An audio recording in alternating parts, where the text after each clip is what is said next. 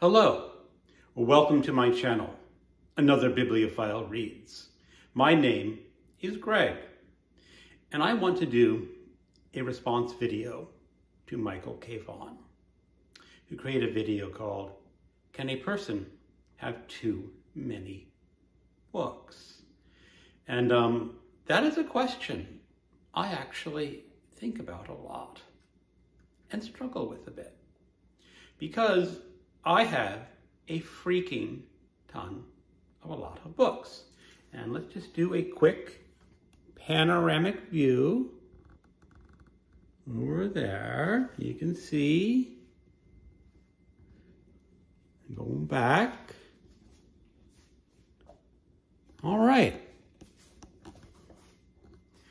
As you can see, I live in a large basement with an awful lot of books. Sometimes when you talk about a person having too many books, Michael K. Vaughan mentioned hoarding, where there are just books stacked in front of bookshelves and books in front of the books, and you can't find anything because you have just too many physical books to get to the books that you may want to find. And that is a mental disorder called hoarding. All my books are mostly shelved in order, and I can find anything. If you look in that direction a little bit on a shelf, you will find some mass markets, doubled and triple stacked.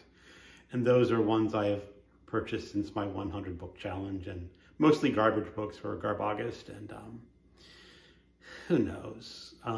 I can double stack them, but those are the only ones that are sort of jumbled right now. But for the most part, I keep my collection very well ordered, in my opinion. And is it too many? Well, I have more books than I can read. There are books on these shelves, and let's find one right now. Okay. Homeboy by Seth Morgan. I believe this is a story about a man who goes to prison, and I think this was actually written in prison, if I'm not mistaken. But I got this book in the 90s. Never read it.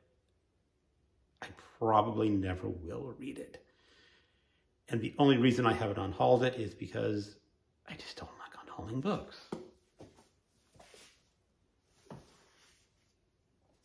So why do I keep them?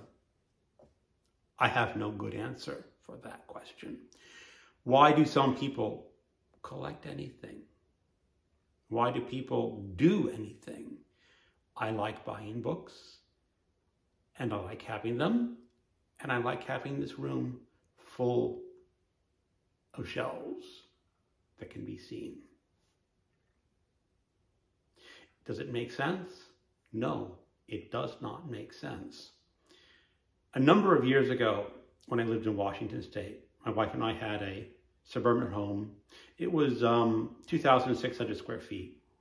And we had purchased a rental home for a little extra income, which was 1,300 square feet, just about half the size. And my wife decided that she wanted to move into that little home and downsize. So when the lease was up, we notified the tenant that they had to leave, and we started preparing to move in, and I unhauled about 15 boxes worth of books. And then my wife decided, oh, I don't want to move after all.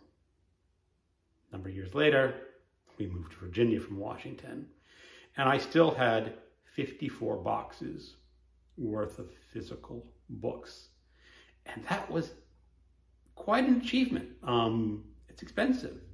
You know, you rent a trailer, and a good third of this trailer was taken up with my book collection.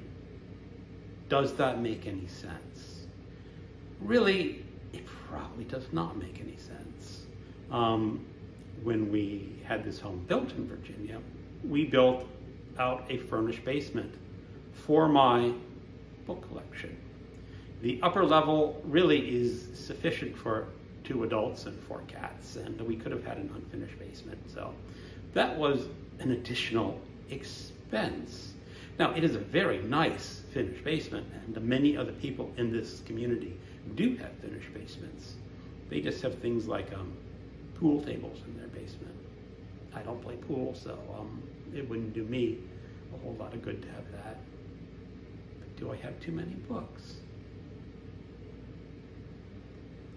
I'm getting to the point where I'm saying, yeah, I do have too many books, but I'm not going to be unhauling them at any time. In fact, I'm probably going to be purchasing more bookshelves, which is just an insane thing to do because I'll never read all the books that I currently own. However, Umberto Eco had a library vastly larger than mine. And his idea was that if you want a book, it is there for you if you own it. Down in my neck in the woods of Virginia, we do have libraries, but our library is not the best in the country. I came from Washington, where I had access to the King County Library, which was one of the best libraries in the country. But down in the central Rappahannock, in Virginia, no. I would not be able to obtain a lot of the books that I wanted from my library.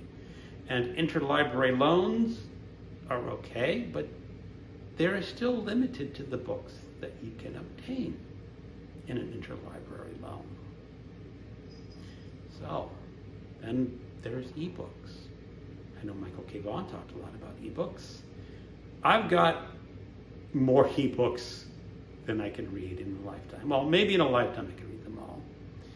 But still a lot of ebooks and a lot of physical books.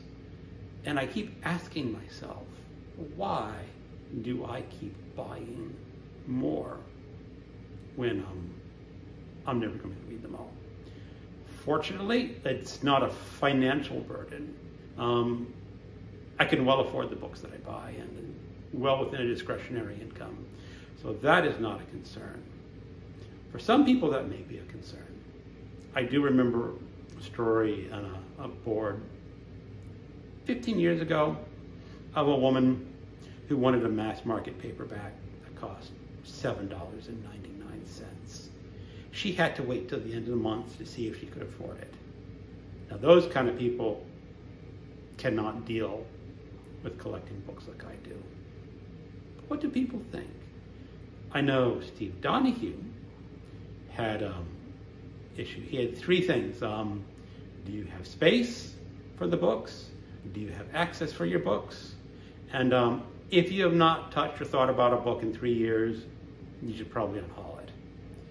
Now, I think 3 years is way too short of a time to unhaul a book. I have had books on 20 years that are waiting. Is 20 years sufficient time? Should I just finally unhaul Homeboy?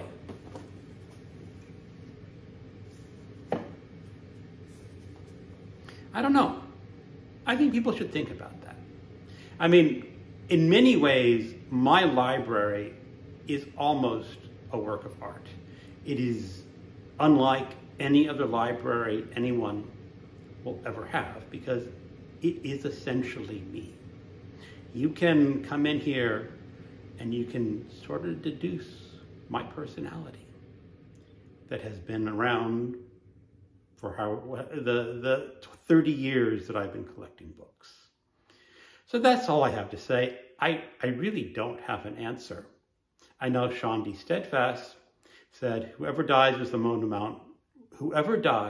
most amount of books wins. And that is certainly a way to think about it. And it does have an appeal. But I'm just getting to the point. It's like, well, now that my library's in Virginia, I guess I'm keeping it until I am forced to move for whatever reason. Well, that's sort of a rambly talk about, can a person have too many books? And I think, yeah, a person can. That do a little more due diligence and think about it. And but still, I still love my library. Thanks for watching. Goodbye.